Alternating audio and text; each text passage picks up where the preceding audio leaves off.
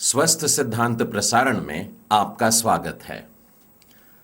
पवित्र बाइबल के लिए परमेश्वर की स्तुति हो। परमेश्वर का पवित्र वचन झूठ पर से पर्दा उठा देता है। परमेश्वर का जीवित वचन हमें संभालता है, हमें सिखाता है, हमें चिताता है और हमें सही बातों की तरफ, सत्य की ओर लेकर के जाता है। इन संदेशों के दौरान अक्सर आपने मुझे यह कहते हुए सुना होगा कि जब तक हम उस पुरानी शिक्षा को जो गलत थी त्याग नहीं देंगे, तब तक हम सही बात को, सही शिक्षा को ग्रहण नहीं कर पाएंगे। प्रभु यीशु के पहाड़ी उपदेश में जो हमें मत्ती रचित सुसमाचार के 6वें अध्याय में मिलते हैं, हम प्रभु यीशु ख्रीस्त के द्वारा भी बिल्कुल इसी प्रकार की शिक्षा को पाते हैं।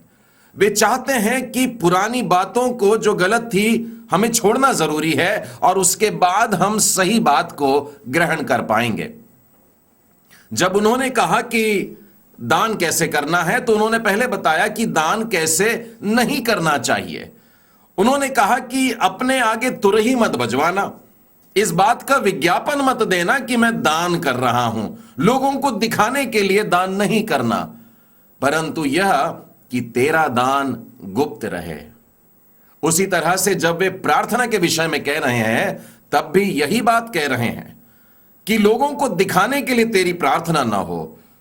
अपनी प्रार्थना में बहुत ज्यादा बकबक नहीं करना, बहुत ज्यादा नहीं बोलना, परंतु तेरी प्रार्थना बंद कमरे में हो, तेरी प्रार्थना गुप्त में हो। तेरा पिता जो गुप्त में है तुझे सुन करके उत्तर देगा। उसी अध्याय में थोड़े आगे उपवास के विषय में भी जब कह रहे हैं, तो प्रभु यीशु ख्रीस्त ने बिल्कुल ऐसा ही कहा कि जब तुम उपवास करते हो तब अपने चेहरे को ऐसा मत बनाना कि लोगों को समझ में आ जाए कि तुम उपवास कर रहे हो। अर्थात जब उपवास करो तो ध्यान रखना कि तुमसे ऐसी बातें ना हो कि वो दिखावे का उपवास हो, परंतु तुम्हारा उपवास भी गुप्त में हो। प्रभु यीशु ख्रीस्त ने इन बातों को सिखाया है कि पुरानी गलत शिक्षाओं को त्याग करके हम नई और सही शिक्षा को ग्रहण करें। बिल्कुल इसी आधार पर हम आत्मिक सिद्धांतों को आप लोगों के सम्मुख लेकर के आ रहे हैं। हमने ये श्रृंखला आरंभ की थी पश्चाताप के विषय से, और पश्चाताप कैसे न करें इस पर हम लोगों ने 10 पाठ सीखा था। उसके बाद में हम लोगों ने विषय लिया था विश्वास का, कि विश्वास कैसे ना करें, और इस पर भी हमने 10 पाठ पढ़े हैं। उसके बाद हमने विषय लिया प्रार्थना का, कि प्रार्थना कैसे नहीं करना चाहिए, और उस पर भी हम लोगों ने 10 पाठ सीख चुके हैं। 2 सप्ताह पहले हम लोगों ने एक नया विषय आरंभ किया है, और वो है बाइबल मनन का, कि बाइबल मनन किस तरह से नहीं करना चाहिए। और अब तक हमने इस पर 2 पाठ पढ़ चुके हैं। पहला, do not neglect any portion of the scripture, पवित्र शास्त्र पर मनन करते हुए किसी भी भाग की उपेक्षा ना करें। Lesson number 2, do not rush with your meditation, जब आप मनन करते हैं तब जल्दबाजी बिल्कुल भी ना करें।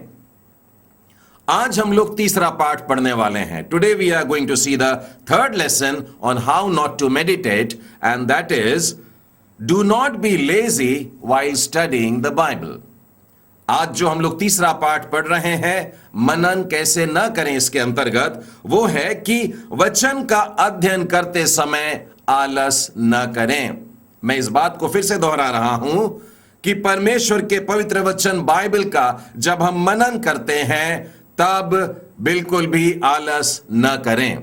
जिस प्रकार से हमारे स्कूल और कॉलेज की पढ़ाई के लिए हम बेहद मेहनत करते हैं और बहुत ज्यादा बुद्धि की आवश्यकता होती है, बिल्कुल उसी तरह से परमेश्वर के पवित्र वचन पढ़ने के लिए भी हमें प्रेरणा की जरूरत है, हमें पसीना बहाने की जरूरत है। हमारी जो बुलाहट है वो मात्र बाइबल पढ़ने की नहीं है, परंतु बाइबल में खोजने के लिए है, उसमें से ढूंढ करके निकालने के लिए है। इस बात का एक बड़ा सुंदर चित्रण नीति वचन के 2 अध्याय और 3 वचन में यूं लिखा है, प्रवीणता और समझ के लिए अति यत्न से पुकार और उसको चांदी के समान ढूंढ और गुप्त धन के समान उसकी खोज कर। यहां पर हम देखते हैं कि 4 बातें लिखी हुई हैं। यहां पर लिखा हुआ है कि हमें पुकारना है, हमें यत्न से पुकारना है, चांदी के समान मेहनत से उसको ढूंढना है, और साथ ही लिखा है गुप्त धन के समान उसकी खोज में लगे रहना है। इन खास और ठोस शब्दों से यह साबित होता है कि जब हम परमेश्वर के वचन की ओर बढ़ते हैं तो हमें बड़ी मेहनत से काम करना है। परमेश्वर के वचन पर मनन करने में हमें कोई ढीलापन नहीं छोड़ना चाहिए, हमारे अंदर कोई आलस्य नहीं होना चाहिए, और इसके लिए हमें समय लगेगा, इसके लिए हमें मन लगाना है, हमें खोजबीन करनी है। वचन को खोजने का जो अनुभव होता है मेरे मित्रों, मैं बताना चाहूंगा अपने अनुभव से कि यह बेहद आनंद प्रदान करने वाला, और ऐसा होता है जैसे कि कोई इनाम मिल रहा है। जब जब आप वचन में खोजते हैं और आप उसमें से कुछ पाते हैं तो बहुत आनंद से हम लोग भर जाते हैं। मैं आपके सामने यशायाह नबी की पुस्तक और उसके 34वें अध्याय और उसके 16वें वचन को पढ़ता हूं। यशायाह नबी की पुस्तक 34वां अध्याय और 16वां वचन लिखा है, यहोवा की पुस्तक से ढूंढ कर पढ़ो। सिर्फ पढ़ना नहीं है, सिर्फ पन्ने नहीं पलटाना है, लिखा है ढूंढ करके मेहनत करना है। उसमें लिखा है इनमें से एक भी बात बिना पूरे हुए न रहेगी। आगे लिखा है कोई बिना जोड़ा न रहेगा। कितना स्पष्ट लिखा है, हमें परमेश्वर के वचन पर मनन जो करना है वो मेहनत से करना है, ढूंढ ढूंढ करके करना है। और 2 बातें यहां पर लिखी है, आपका ध्यान इसकी तरफ खींचना चाहता हूं।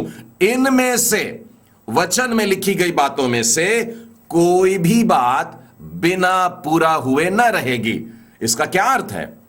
परमेश्वर का वचन जो हमें बताता है वो बिल्कुल पक्की बात है, होकर ही रहेगी, बिल्कुल निश्चित है, कोई झुटलाने वाली बातें नहीं है। दूसरी बात जो लिखी है वो लिखा है कि कोई भी बिना जोड़ा न रहेगा। कोई भी वचन जो है जब आप उसे पढ़ते हैं आप पाते हैं कि थोड़ा आगे चलकर एक और वचन है जो आपके इस वचन पर प्रकाश डालता है।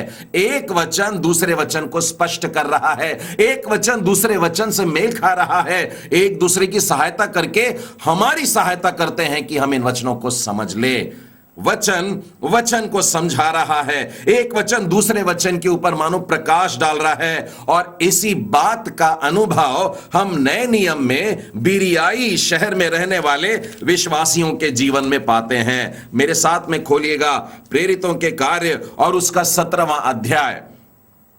10वें वचन से आगे जो घटना लिखी है वहां पर यूं लिखा है कि पौलुस और सिलास थिस्सलुनीके से निकलते हैं और वे बिरिया के शहर में पहुंचाए जाते हैं। वहां पर भी विश्वासी है।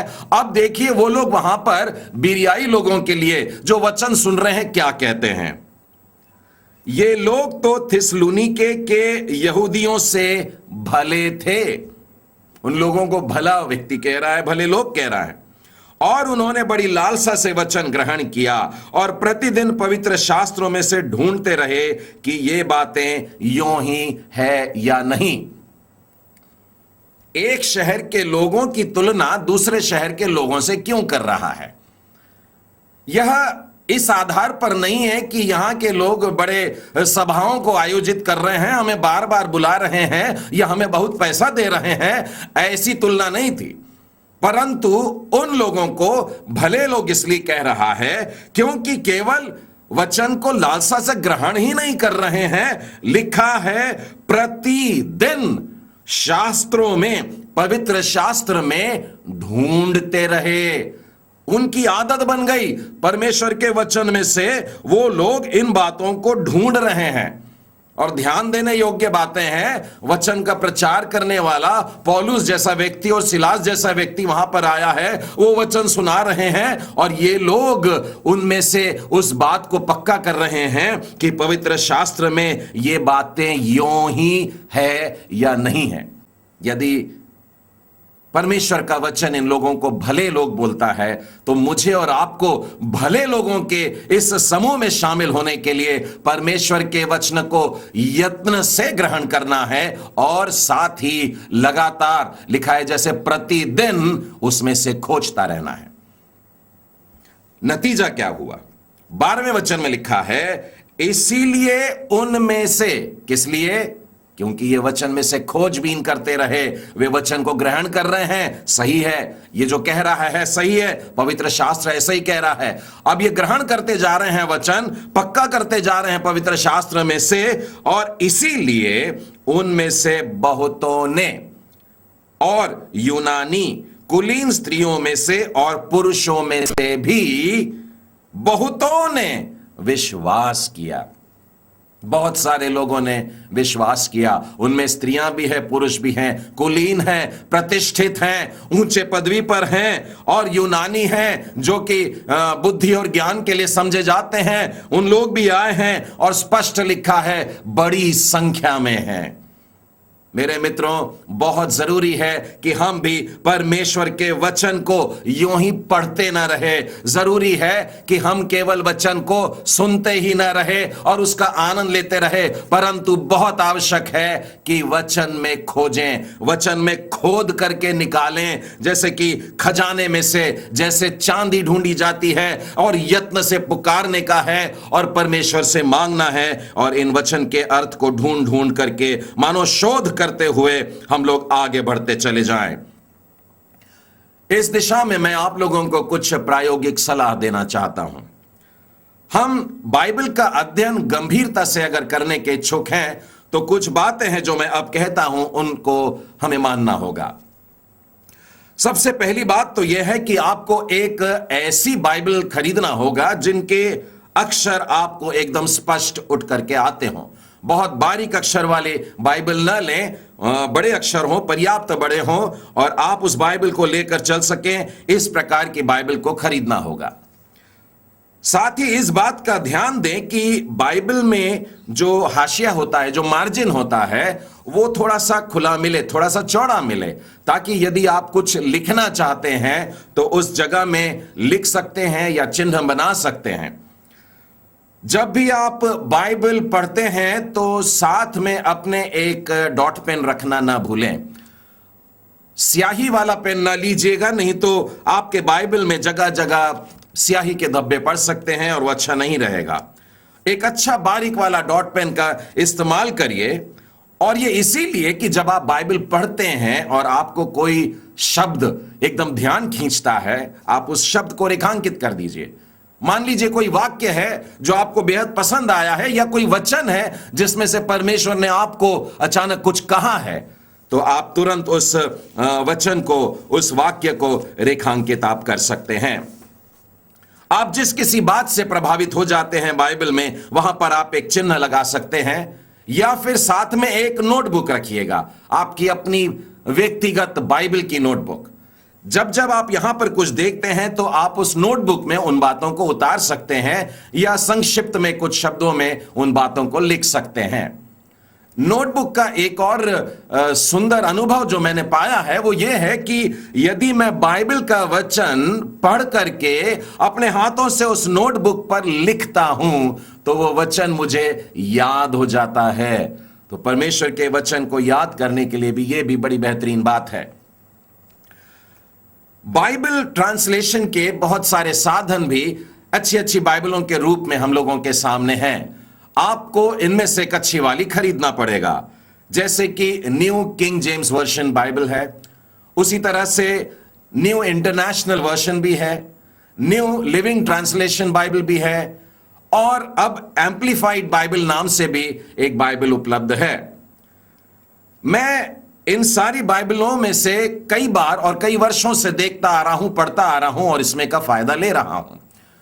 और इस एम्प्लीफाइड बाइबल में मैंने पाया है कि उनके जो कठिन शब्द हैं उनको बड़े सरल तरीके से कई शब्दों में उसने समझाया है। मैं और आप जो इब्रानी भाषा और यूनानी भाषा का ज्ञान नहीं रखते हैं, हमने ये भाषाएं नहीं पढ़ी हैं जिसमें पहली बाइबल लिखी गई थी, और यदि हम एम्प्लीफाइड बाइबल का उपयोग करते हैं तब हम पहले वाले अर्थ के एकदम करीब पहुंच पाते हैं।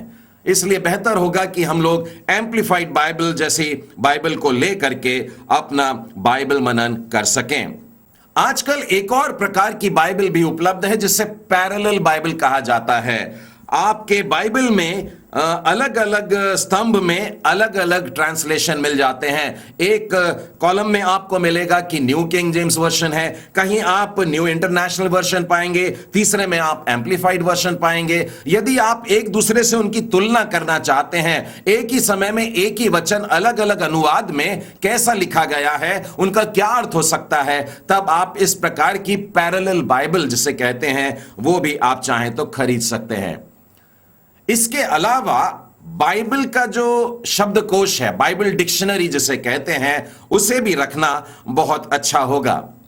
बाइबल डिक्शनरी हमें पृष्ठभूमि, उसकी सारी बातें जो उसके भूमिका के अंतर्गत होती है बताते हैं। जो व्यक्ति के बारे में है वो भी बता देती है, जो वहां के समाज व्यवस्था के बारे में है, वहां का भूगोल बता देती है, और वहां के मौसम के बारे में भी कई बार बता देती है। वहां का जो रहन सहन है, रीति रिवाज है, वहां की परंपरा, वहां की संस्कृति के बारे में एक अच्छी खासी पृष्ठभूमि हम लोगों को इन बाइबल के शब्दकोशों में मिल जाती है। इन दिनों में बहुत से लोग यरूशलेम के लिए रवाना होते हैं और 6-7 दिन वहां बिताते हैं, और उनको देखकर हमें भी पवित्र नगर जाने की बड़ी इच्छा हो जाती है। लेकिन आप में से कुछ लोग ऐसे हैं जो शायद नहीं जा। मैं आप लोगों को कहता हूं, चिंता मत करिएगा। यदि आपने बाइबल शब्दकोश एक बार पढ़ लिया है तो मानो आपने होली लैंड के 100 बार दौरे करके आ गए हैं। इतने सुंदर तरीके से बाइबल के समय में जो दुनिया रही है उस समय, वो आपको सब कुछ चित्रण करके ये बाइबल डिक्शनरियां बता देती हैं। इसके अलावा और भी बहुत सी स्टडी बाइबल भी उपलब्ध हैं। जैसे ज़ोंडरवन पब्लिकेशंस ने NIV स्टडी बाइबल को बनाया हुआ है, और अलग अलग देशों के अलग अलग डिनोमिनेशन के धर्म समुदायों के बाइबल अध्ययन करने वाले लोगों ने मिलकर बनाया है। इसीलिए यह NIV स्टडी बाइबल सब जगह बहुत आसानी से स्वीकार कर ली जाती है। इसके अलावा न्यू किंग जेम्स वर्जन की थॉमसन नेल्सन बाइबल पब्लिकेशन द्वारा तैयार की गई यह भी स्टडी बाइबल उपलब्ध है। परंतु यदि आप सैद्धांतिक उपदेशों पर मनन करना चाहते हैं तो मैं आपको राय देना चाहूंगा कि डिसाइपल्स स्टडी बाइबल यह आप ले सकते हैं। मैंने जब भी डिसाइपल्स स्टडी बाइबल का उपयोग किया है तब मैं बहुत ही रोमांचित हो उठता हूं, क्योंकि उत्पत्ति से लेकर प्रकाशित वाक्य तक जितने भी सिद्धांतों का वर्णन है उन पर बड़े सुंदर तरीके से बातें उजागर की गई हैं, स्पष्ट की गई हैं। और इसीलिए आप सिद्धांतों की स्टडी के लिए, अध्ययन के लिए डिसाइपल स्टडी बाइबल का उपयोग कर सकते हैं। साथ ही बाइबल कॉन्कॉर्डेंस, बाइबल अनुक्रमणिका जो है, यह भी आपके बहुत काम में आ सकती है। एक क्रूडेंस कंप्लीट कॉन्कॉर्डेंस नाम से जो अनुक्रमणिका है, यह बहुत ही अच्छी है और इसे ऑपरेशन मोबिलाइजेशन ने पुनः यहां पर छापा है। आप किसी भी OM बुक स्टॉल में जाकर के इस क्रूडेंस कंप्लीट कॉन्कॉर्डेंस को भी खरीद सकते हैं। बहुत अच्छा होगा कि बाइबल अध्ययन करने के समय आपके साथ में बाइबल टीका भी हो, और बाइबल के जो विश्वकोश होते हैं, बाइबल एनसाइक्लोपीडिया जिसे कहते हैं, वो भी चाहे तो आप खरीद सकते हैं। बाइबल अध्ययन के सहायता के लिए चाहे जो भी पुस्तक आप खरीदते हैं, जो भी साधन आप खरीदते हैं, एक बात को अवश्य ध्यान में रखेंगे कि खरीदने से पहले आप किसी विश्वास योग्य व्यक्ति, किसी भरोसेमंद व्यक्ति, कोई प्रभु के जन या बाइबल शिक्षक से अवश्य ही सलाह ले लें, क्योंकि आप पाएंगे कि कई एक ऐसी पुस्तकें हैं जिनको पढ़ करके हम उलझन में पड़ सकते हैं, और इसीलिए किसी की सलाह लेकर ही इस प्रकार का निर्णय लीजिएगा। मुझे कभी यह मौका नहीं मिला कि मैं सेमिनरी में जा करके बाइबल अध्ययन करूं, और मेरा जितना भी अध्ययन हुआ है, एक साधारण व्यक्ति के मानंद मैं अपने घुटनों पर आकर ही और इन सब साधनों का जिन्हें मैंने आपके सामने अभी बताया है, उनकी मदद से ही मैंने बाइबल अध्ययन करके परमेश्वर की दया से यहां तक पहुंचा हूं। और आपके लिए भी यही दुआ मांगता हूं, यदि आप सेमिनरी नहीं जा सकते हैं तो इन साधनों की मदद से हम परमेश्वर के वचन पर बड़ी मेहनत से इन बातों को सीख सकते हैं। आप में से किसी के मन में यह प्रश्न उठ रहा होगा कि क्या बाइबल अध्ययन करने के लिए इन सारी चीजों का, इन साधनों का उपयोग करना जरूरी है? क्या इनको लेना जरूरी है? क्या यह नहीं हो सकता कि हम सीधे स्वर्ग के परमेश्वर को कहें और वो ही हमें संदेश दे दें? कुछ लोग दुनिया में ऐसे हैं जो कहते हैं कि हमने तो परमेश्वर से सीधा संदेश पा लिया है, और ऐसे लोग पहला यूहन्ना और उसके दूसरे अध्याय में से आपको बताते हैं। यहां पर यूं लिखा है, तुम्हारा वह अभिषेक जो उसकी ओर से किया गया है तुम में बना रहता है, और तुम्हें इसका प्रयोजन नहीं कि कोई तुम्हें सिखाए।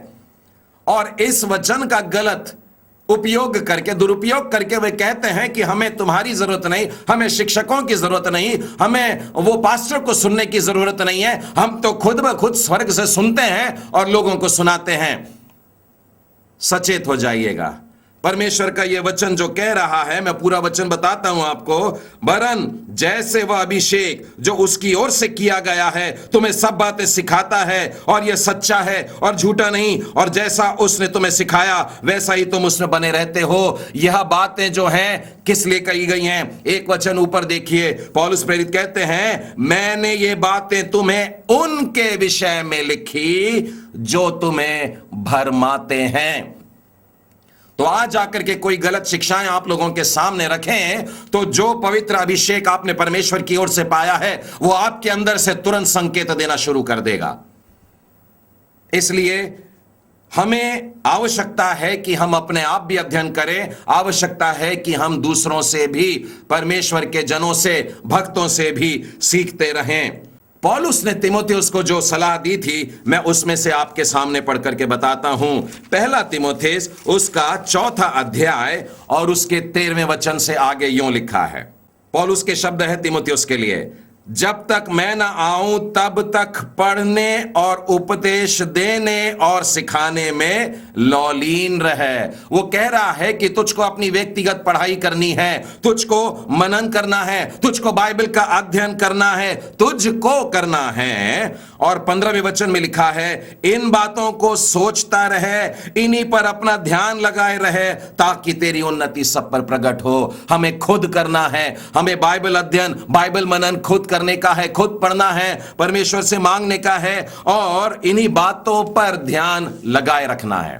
साथ ही हमें दूसरे बाइबल शिक्षकों से भी सीखना है, परमेश्वर के जनों के द्वारा लिखी हुई पुस्तकों में से भी पढ़ करके सीखना है। यह हमें दूसरा तीमुथियुस उसका 2 अध्याय और उसके 2 वचन में मिलता है।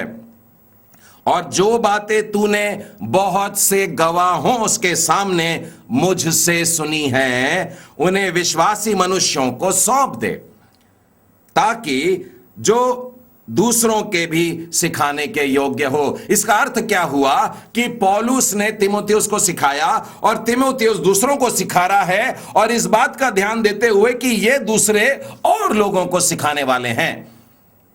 परमेश्वर का वचन एक दूसरे को सिखाते रहना है। हमें खुद भी करना है प्रयत्न, हमें खुद भी मेहनत करना है और फिर साथ में दूसरों की भी सहायता लेना होगा।